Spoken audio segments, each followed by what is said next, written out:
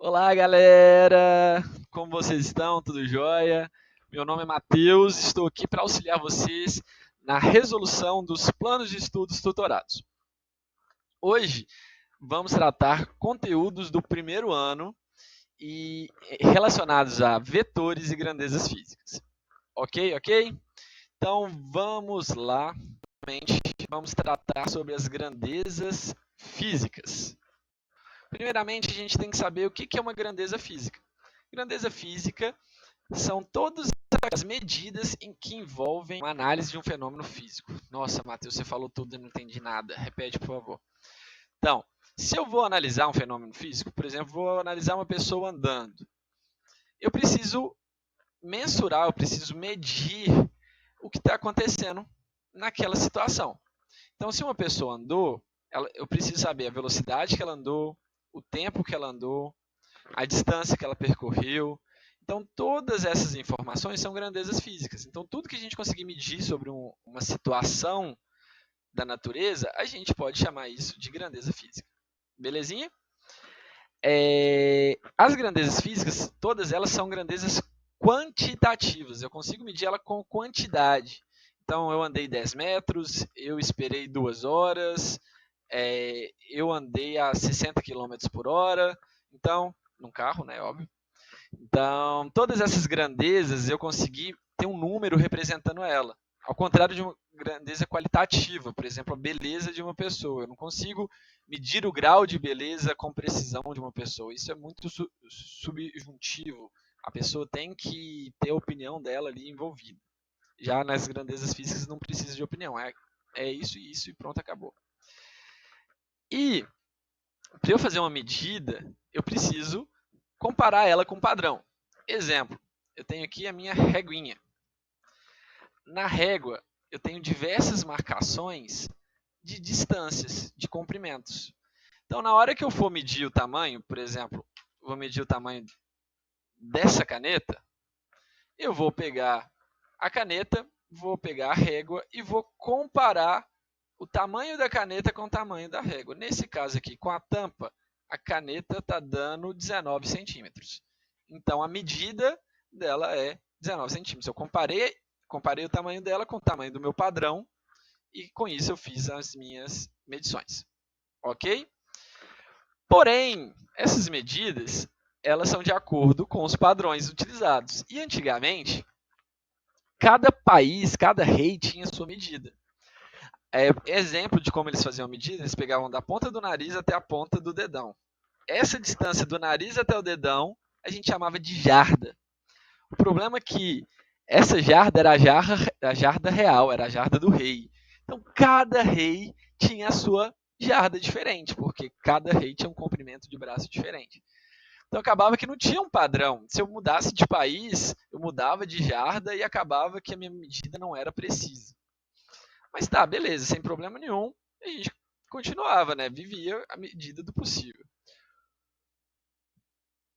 Com o avanço da tecnologia, fez-se necessário um sistema internacional de unidades. Isso surgiu lá atrás com Napoleão. Napoleão ele quis padronizar as medidas da França e criou, não foi ele, mas ele implantou, ele obrigou a ser usada essas unidades, que é o sistema métrico decimal. O sistema métrico decimal ele é baseado no metro. O metro, para ele, na época, era a distância do Polo Norte até o Equador da Terra. Ele pegava essa distância e dividia por 10 elevado a 7, ou seja, o número 1 com 7 zeros atrás dele. Então, esse tamanho era o tamanho de 1 metro. E, com o avanço da tecnologia, a globalização, se fez necessária a criação de um padrão de unidades. Esse padrão de unidades é conhecido como Sistema Internacional de Unidades, baseado no sistema decimal métrico, e o mundo inteiro usa, menos Estados Unidos, Mianmar e Libéria. Em alguns países de língua inglesa, eles usam nas ciências o sistema internacional, mas no dia a dia acaba usando libra, milha, alguma coisa diferente assim, mas o padrão deles é o sistema internacional de unidades. As unidades desse sistema, elas são baseadas nas unidades base.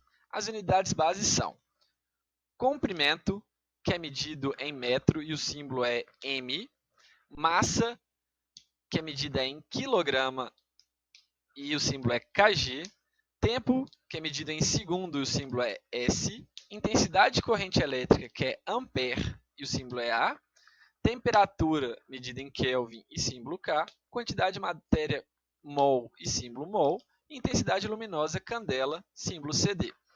Só um asteriscozinho, gente. Quando a gente quando a gente coloca o nome de uma unidade em homenagem a algum cientista, tipo o Ampere, o nome da unidade é escrito com letra minúscula. E a abreviatura, o símbolo, é escrito com letra maiúscula. Ok, ok? Continuando, as nossas grandezas físicas, elas são divididas em duas categorias. São as grandezas escalares e as grandezas vetoriais. As grandezas escalares são aquelas que eu consigo definir ela somente com o módulo dela. Somente com o valor já é suficiente. Então, se eu pegar a massa de uma pessoa, a distância entre dois lugares, o volume de água que cabe num copo, a energia que a gente gasta na casa da gente, todas essas unidades físicas eu consigo medir elas e só o número já me basta, eu não preciso de informação a mais que isso. Já as grandezas vetoriais eu preciso de uma informação a mais. Essa informação está relacionada com o módulo e com o sentido. Vou tirar minha carinha aqui para não atrapalhar. Com o módulo, o sentido e a direção. O módulo é o valor numérico, quanto vale. A direção é a inclinação, se ele é vertical, se ele é horizontal, se ele está inclinado 20 graus.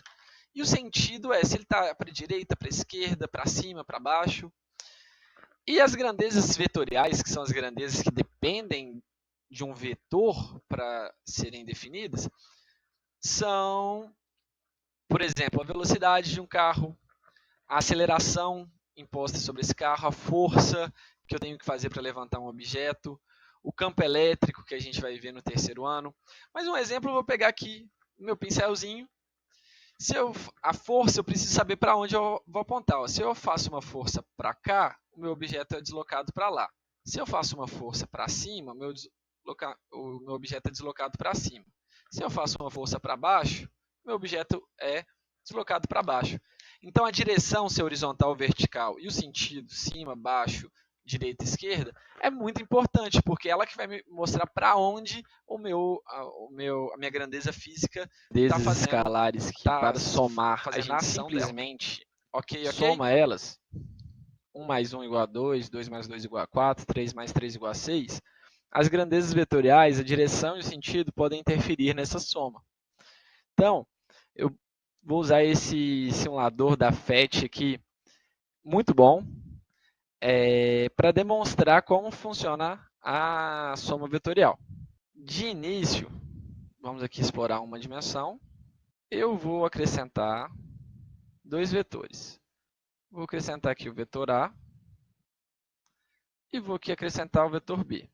Os dois têm a mesma direção e o mesmo sentido, ou seja, o vetor A e o vetor B, eles estão todos na horizontal e apontando para a direita.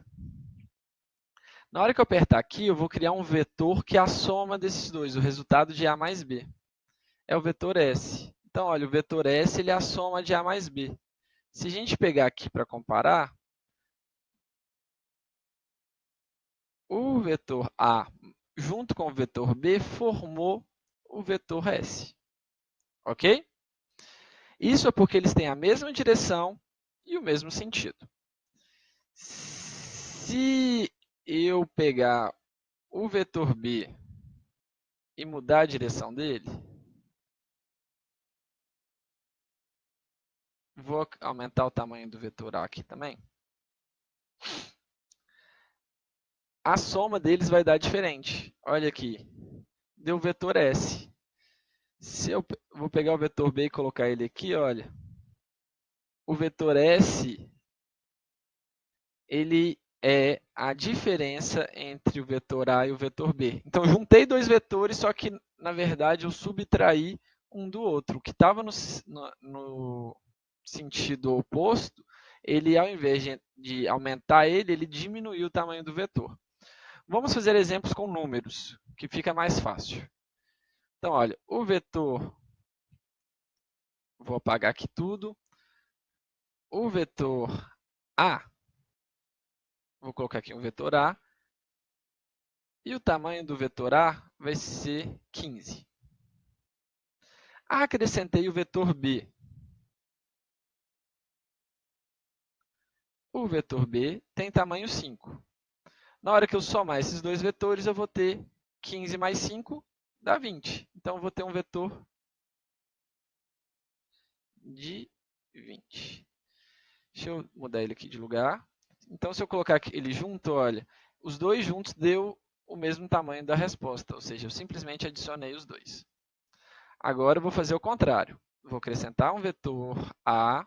Esse vetor A ele vai ter o tamanho de 15. E eu vou adicionar um vetor B com tamanho 5, só que ele está apontando para o sentido oposto do vetor A.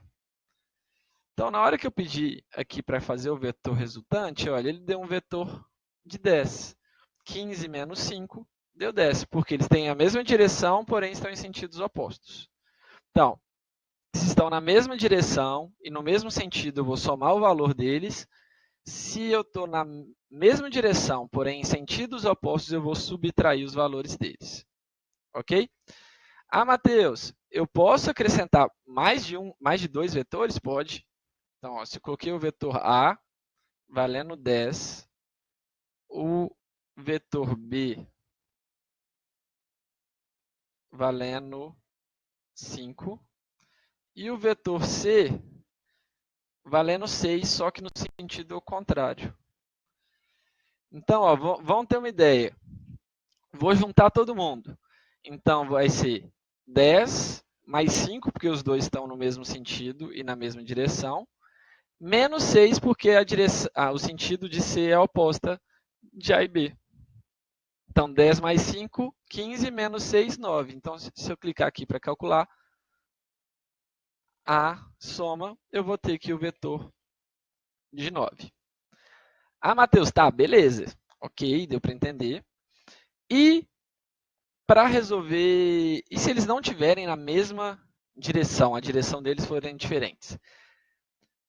Para isso, a gente vai trabalhar com a regra do paralelogramo e a regra do polígono. Primeiro, vou mostrar como funciona essa regra. Então, vou adicionar aqui dois vetores. O vetor azulzinho, outro vetor azulzinho. E um está na vertical e um está na horizontal. O legal de vetor é que eu posso mexer neles, eu posso colocar eles aonde eu quiser. Então, na regra do polígono, eu vou colocar a ponta da seta no início da outra seta. Então, a ponta fica no início, a ponta fica no início. E o vetor resultante, na verdade, vou colocar aqui assim. Deixa eu voltar ele aqui. E o vetor resultante ele vai ser do início até o fim. Então, ó, coloquei a ponta da seta no início de outro. E se tivesse um terceiro vetor, eu poderia acrescentar aqui, mas por enquanto eu vou demonstrar só esses dois. Então, na hora que eu clicar aqui, para eu somar, eu vou ter um vetor inclinado. Esse vetor inclinado, ó, ele partiu do início da minha sequência de vetores e foi até o final. Ele é o meu vetor S. Ok? Tá, Matheus. E qual que é a outra regra que tem? A outra regra chama regra do polígono, do paralelogramo. A regra do paralelogramo, eu pego dois vetores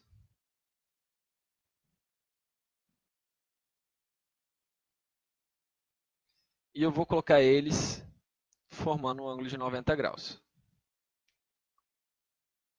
Na hora que eu clicar aqui em soma, o que a soma fez?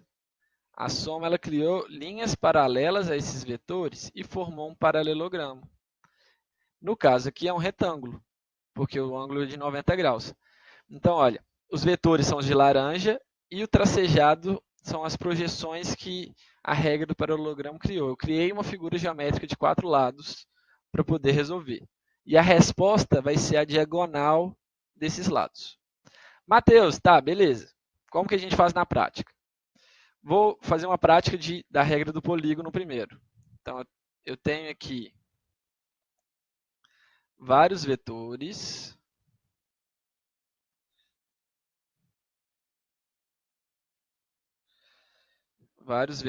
Eu vou colocar eles em direções aleatórias.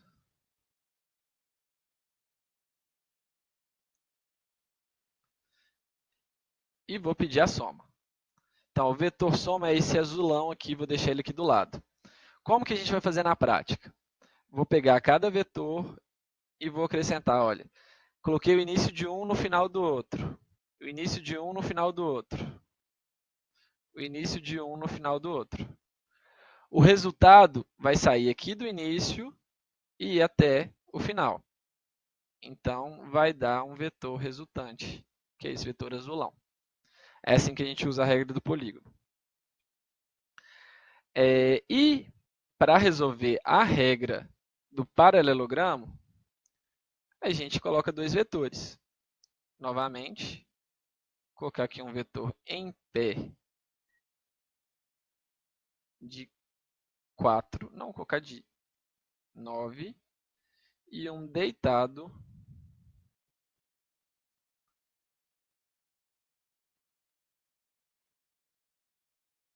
de 12. Na hora que eu pedir a soma desses vetores, ele vai me dar esse vetor laranja. Ó, esse vetor vermelho. Então, se eu traçar aqui as diagonais, eu tenho aqui um paralelogramo e eu criei. A minha resposta é a diagonal do paralelogramo. Ah, Matheus, e aí? Coloquei aqui os valores. Deu 9 de altura, 12 de comprimento e 15 de altura. Como que eu descubro que o valor é 15? A gente vai usar um artifício lá da matemática que chama Teorema de Pitágoras. O Teorema de Pitágoras ele só é usado em triângulos retângulos, ou seja, um triângulo que tem um ângulo de 90 graus. O maior lado desse triângulo, que é oposto ao ângulo de 90 graus, então o ângulo está aqui, o lado está aqui, que é a letra a gente chama de hipotenusa. Então, a hipotenusa ao quadrado é igual à soma dos quadrados dos catetos. Então, A, que é a hipotenusa ao quadrado, a hipotenusa é A, então A ao quadrado, é igual ao cateto B ao quadrado, mais o cateto C ao quadrado. Então, a gente vai ter uma pequena equaçãozinha aí para resolver. Vamos fazer o exemplo aqui